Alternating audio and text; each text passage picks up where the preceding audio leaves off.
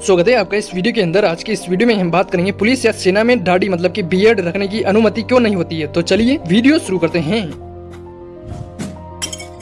अगर आपने कभी पुलिस वाले को करीब से देखा हो और गौर किया हो तो आपने देखा होगा कि वो दाढ़ी नहीं रखते हैं। आखिर क्या वजह है कि पुलिस की नौकरी करने वाले को दाढ़ी की इजाजत नहीं होती है। तो चलिए आइए जानते हैं। इसके पीछे एक कारण तो यही है कि पुलिस ऑर्गेनाइज रहे। सिख ऑफिसर्स को छोड़कर अधिकतर पुलिस वाले क्लीन सेव में नजर आते हैं। इसके पीछे की सबसे बड़ी वजह है कि किसी भी देश की पुलिस या आर्मी काफी ऑर्गेनाइज रहती है, और ऐसा इसलिए कि अगर किसी भी देश की आर्मी या पुलिस में अनुशासन की कमी होगी तो वो देश कभी आगे नहीं बढ़ पाएगा। बियर्ड या हेयर स्टाइल को फैशनेबल माना जाता है, इसलिए पुलिस या आर्मी की नौकरी में बियर्ड मतलब कि दाढ़ी रखने की अनुमति नहीं होती है। क्यों है दाढ़ी और बाल को लेकर ये नियम, तो हम आपको बता देते हैं। सेना और पुलिस में अपनी धार्मिक मान्यताओं को अभिव्यक्त करने या न करने को लेकर काफी सख्ती बरती जाती है। चूंकि पुलिस और सेना सीधे देश से जुड़े होते हैं, इसलिए ऐसे नियम बनाए जाते हैं ताकि कोई भी सैनिक या अधिकारी अपनी वेशभूषा से धार्मिक अभिव्यक्ति न करे।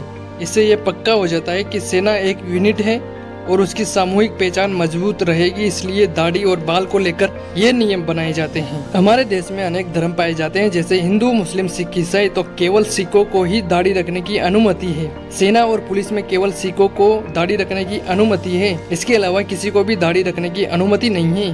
ये नियम भारतीय थल सेना, वायुसेना, नौसेना, अर्धसैनिक बल और राज्य पुलिस के लिए लागू है। हालांकि विशेष परिस्थितियों में गैर सिखों को भी दाढ़ी बढ़ाने की अनुमति दी जाती है, लेकिन वह स्थिति कभी भी धार्मिक नहीं होती है। आप बिना अनुमति मूंछ रख सकते हैं। पुलिस विभाग के कर्मचारी बिना अनुमति मूछे तो रख सकते हैं, लेकिन दाढ़ी नहीं रख सकते हैं। हालांकि डिपार्टमेंट में इजाजत लेकर गैर सिख भी दाढ़ी रख सकते हैं। ऐसे में सवाल उठता है कि सिखों को दाढ़ी और बाल बढ़ाने की इजाजत क्यों है।